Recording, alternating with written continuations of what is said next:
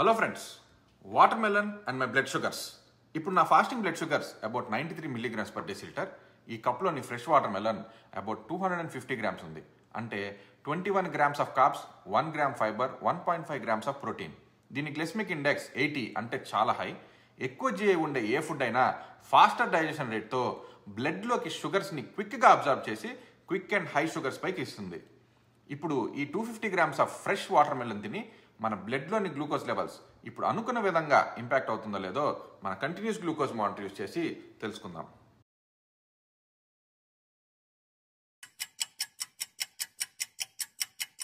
Alright friends, మన CGM results చూసినట్టయితే అనుకున్న విధంగానే quick rise and quick fall ఉంది.